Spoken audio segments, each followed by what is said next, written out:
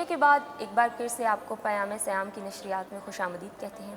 ناظرین، آج ہمارے ساتھ موجود ہیں ڈاکٹر محمد سمیع اللہ فراز صاحب۔ سب سے پہلے تو ہم ان کو خوش آمدید کہتے ہیں کہ انہوں نے ہمارے لیے وقت نکالا، اور جس طرح سے آپ جانتے ہیں کہ آج کا ہمارا جو موضوع ہے وہ ہے دعا کی فضیلت اور اہمیت کے حوالے سے، تو آج جو ہمارے سوالات ہوں گے وہ بھی ڈاکٹر صاحب سے اسی حوالے سے ہوں گے۔ تو اپنے سیگمنٹ کا آغاز کرتے ہیں۔ سب سے پہلے تو خوش آمدید ایک مرتبہ پھر سے شکریہ۔ اور ڈاکٹر صاحب، جس طرح سے آپ جانتے ہیں کہ دعا کے حوالے سے ہم لوگ اس کی اہمیت کے حوالے سے بات چیت جاری ہے ہماری، سب سے پہلا جو میرا آپ سے سوال ہے وہ یہ ہے کہ دعا سے کیا مراد ہے اور اس کا مفہوم کیا ہے؟ بسم اللہ الرحمن الرحیم۔ بہت شکریہ آپ کا اور آپ کی ٹیم کا، اور بہت آپ نے اہم عنوان آج کی اس نشست کے لیے رکھا ہے۔ دیکھیے، سب سے پہلے تو دعا کے مفہوم کو سمجھ لینا ضروری ہے، تاکہ اس کے بعد جو باقی بات چیت ہے وہ اسی پر بنیاد ہو۔ ہمارا دین چونکہ ہمیں سب سے پہلے یہ تصور دیتا ہے کہ ہمارا ایک خالق ہے جس نے ہمیں پیدا کیا ہے، وہ ہمارا مالک ہے، وہ ہمارا رازق ہے، ہمارا اس کے ساتھ تعلق ساری زندگی سے پہلے بھی تھا، اس زندگی میں بھی ہے، اس زندگی کے بعد بھی رہے گا۔ باقی دنیا کے تمام رشتوں کے ساتھ ہمارا تعلق عارضی ہوتا ہے، آرڈنری ہوتا ہے، لیکن اپنے مالک کے ساتھ بندے کا جو تعلق ہوتا ہے وہ پرماننٹ ہے، وہ ہمیشہ رہنا ہے۔ اب اس تعلق کو جو between the slave and the master, جو اللہ اور اس کے بندے کے درمیان جو تعلق ہے، اس تعلق کو جو چیز زندہ رکھتی ہے، جو چیز انٹیکٹ رکھتی ہے اس کنیکشن کو، اس کا نام دعا ہے۔ یعنی اس کا مطلب یہ ہوا کہ جس کو دعا مانگنا آتا ہے اس کا اپنے رب سے تعلق مضبوط ہے، جس کو دعا مانگنا ہی نہیں آتا تو اس کو اپنے رب کے ساتھ تعلق پر اثر نو غور کرنا چاہیے۔ اور دوسری چیز یہ کہ ہمارے دین نے جس کو عبادت قرار دیا ہے، ہم نماز پڑھتے ہیں ہم اس کو عبادت کہتے ہیں، ہم روزہ رکھتے ہیں ہم اسے عبادت سمجھتے ہیں، زکوٰۃ دیتے ہیں، حج کرتے ہیں، یہ ساری ہماری عبادات ہیں۔ عبادت دراصل دعا ہوتی ہے۔ رسول اللہ صلی اللہ علیہ وسلم کا ارشاد ہے، الدعاء هو العبادہ، میں نماز ایسے پڑھوں جیسے میں اپنے رب سے مانگ رہا ہوں، میرا روزے کا ایک ایک لمحہ ایسے ہو کہ مجھے محسوس ہو کہ میں دعائیہ انداز میں اپنے رب سے جڑا ہوا ہوں۔ میں جب زکوٰۃ یا خیرات کا 1 روپیہ اپنے ہاتھ سے وہ دے رہا ہوں تو ذہن کے اندر یہ شعور موجود ہو کہ یہ میں اپنے رب کی خاطر دے رہا ہوں۔ یعنی ہر وقت ہمارا ہر عمل ہمیں جب اپنے رب کی یاد تازہ کرواتا ہے، یہی دعا ہے۔ بالکل درست فرمایا آپ نے۔ اسی حوالے سے، اسی موضوع کے حوالے سے میرا آپ سے یہ سوال ہے کہ جس طرح آپ نے عبادت کی بات کی، تو عبادت میں دعا کی کیا فضیلت ہے؟ یہ اسی سے ملتی جلتی بات ہے کہ اگر ایسی عبادت جو ہمیں رب کے قریب نہ کر سکے، اس کا کیا فائدہ ہے؟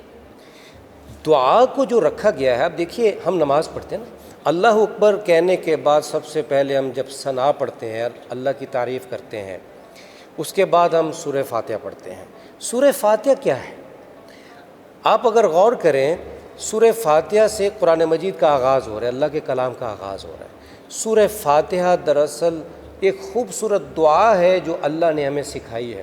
حدیث کے الفاظ ہیں کہ جب بندہ کہتا ہے الحمدللہ رب العالمین، تو اللہ کہتے ہیں، آسمانوں پر اللہ کہتے ہیں کہ میرے بندے نے میری تعریف بیان کی۔ جب وہ کہتے ہیں الرحمن الرحیم، تو اللہ کہتے ہیں اس بندے نے میری بزرگی کو بیان کیا۔ جب بندہ کہتے ہیں مالک یوم الدین، تو اللہ کہتے ہیں اس بندے نے مجھے اپنا مالک قرار دے دیا، اس کا اعتراف کر لیا۔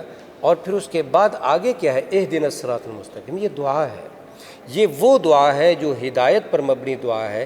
اس کا مطلب یہ ہوا کہ ہماری عبادت کا آغاز بھی دعا سے ہے اور ہماری عبادت کا اختتام بھی دعا پہ ہے۔ تو عبادت سراسر دعا ہی دعا ہے۔ ہم یہ مت سمجھیں کہ ہم رکوع کر رہے ہیں تو شاید یہ دعا نہیں ہے۔ رکوع بھی دعا ہے، سجدہ بھی دعا ہے، التحیات للہ والصلوات پڑھنا بھی دعا ہے، افطار کے وقت میں اللہ کے سامنے ہاتھ اٹھانا بھی دعا ہے، سحری کے وقت اس کی نعمتوں پر شکر ادا کرنا بھی دعا ہے۔ تو عبادت اور دعا دونوں ایک ہی چیز کے دو نام ہیں۔ در حقیقت دعا ہی عبادت ہے۔ بے شک بے شک ایسا۔ اچھا ڈاکٹر صاحب، آپ یہ سوال بہت سے لوگوں کا یہ سوال بھی تھا اور میرا اپنا بھی آپ سے یہ سوال تھا کہ اسباب کی دنیا میں دعا کیسے فائدہ دیتی ہے؟ یہ بڑا اہم سوال ہے اور اس کو بڑے غور سے ہمیں سمجھنا بھی چاہیے۔ دیکھیے، اللہ تعالیٰ نے انسان کو جو پیدا کیا ہے تو انسان دو چیزوں کا مجموعہ ہے۔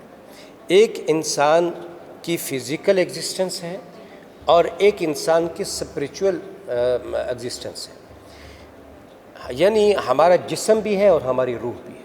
جسم اور روح کے مجموعے کو ہم انسان کہتے ہیں۔ اب انسان کی کچھ جسمانی ضروریات ہیں، کھانا ہے، ہوا ہے، پانی ہے، روشنی ہے، یہ ہماری جو ہے وہ جسمانی ضروریات ہیں۔ اللہ تعالیٰ نے انسانوں کی جسمانی ضروریات کو پورا کرنے کے لیے بغیر کسی تفریق کے کہ وہ مسلمان ہے، وہ کافر ہے، وہ سکھ ہے، وہ ہندو ہے، بلا تفریق ہر انسان کو اس کی جسمانی ضروریات عطا کی ہیں۔ ہم دیکھتے ہیں کہ اللہ تعالیٰ نے بعض دفعہ جو کافر ہے اس کو ایک مسلمان سے بڑھ کر نواز دیا ہے، اس کو مال و دولت زیادہ دے دی ہے، اس کو نعمتیں زیادہ دی ہیں۔ یعنی جسمانی ضروریات اللہ تعالیٰ نے پوری کی ہیں، اس میں کوئی تفریق نہیں۔ ایک انسان کی روحانی ضروریات، روحانی ضروریات کیا ہیں؟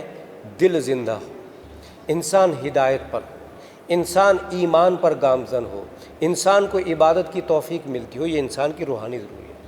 یہ روحانی ضروریات جو ہیں ان کے لیے دعا شرط ہے، بغیر مانگے ہدایت نہیں ملتی، بغیر دعا کے توفیق نہیں ملتی۔ اللہ تعالیٰ نے ایمان بھی جن کو دیا ہے ان کی طلب کی وجہ سے ایمان دیا ہے، بغیر طلب کے نہ ہدایت ملتی ہے، بغیر طلب کے نہ توفیق ملتی ہے۔ یہ جو آپ نے سوال کیا تھا دعا کیوں ضروری ہے اسباب کی دنیا میں، ہم اسباب کی دنیا میں جب رہ رہے ہوتے ہیں تو وہ مسبب الاسباب ہے۔ ہماری زندگی، ہماری خوراک، ہمارا رزق، ہمارا گھر، ہمارا کاروبار، ہماری ملازمت، یہ ساری کی ساری چیزیں اسباب ہیں۔ یہ اسباب ہمیں کس نے عطا کیے ہیں؟ مسبب الاسباب۔ تو جب مسبب الاسباب سے نہیں مانگیں گے تو وہ ہمارے اسباب میں کیسے برکت عطا کریں؟ اچھا ڈاکٹر صاحب، ہم لوگ اکثر کہتے ہیں کہ ہم نے خدا سے مانگا اور ہماری دعا قبول نہیں ہوئی اور یہ وہ، تو اس حوالے سے کیا ہم اپنی دعا مانگنے میں کچھ اس طرح کی غلطیاں کرتے ہیں؟ کیا ہم وہ اپنی روح، اپنا دل اس طرح سے خدا کی ذات میں خدا کو یاد رکھ کے ہم اس چیز میں مشغول نہیں رہتے کہ ہماری دعا قبول نہیں ہوتی؟ یہ بھی بہت اہم پہلو آپ نے اٹھایا ہے۔ دیکھیے، عمومی طور پر ہمارے ہاں مس کنسیپشن یہ ہے کہ ادھر ہم ہاتھ اٹھا کے دعا مانگیں اور ادھر قبول ہو جائے۔ ایسا ہوتا نہیں ہے۔ اللہ کے ہاں دعا کی قبولیت کا یہ نظام نہیں ہے۔ دیکھیے، اللہ تعالیٰ کے صفات ہے نا، اللہ کی ایک صفت ہے وہ کریم ہے، وہ کرم کرتا ہے۔ تو کریمی کا اس کے کریم ہونے کا تقاضا یہ ہے کہ ہم اس سے جو بھی دعا مانگے وہ بے عین ہی ہمیں عطا کر دے، یہ اس کے کرم کا تقاضا ہے۔ لیکن وہ ساتھ حکیم بھی ہے، وہ ساتھ حکیم بھی ہے۔ ایک بچہ اپنی ماں سے اگر ماچس مانگتا ہے تو ماں ماچس دیتی نہیں ہے، اس لیے کہ ماں حکیم ہے، وہ جانتی ہے کہ میں اگر یہ اس کو دے دوں گی یہ اس سے اپنا نقصان کرے۔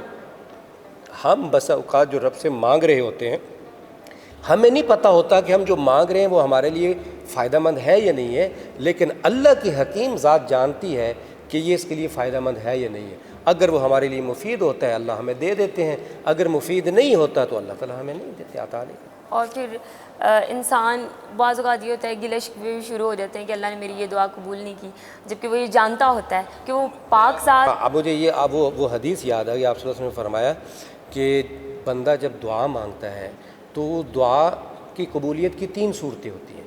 ایک صورت یہ ہے کہ بندے نے جو مانگا ہے اللہ تعالیٰ فوری طور پر عطا کر دے۔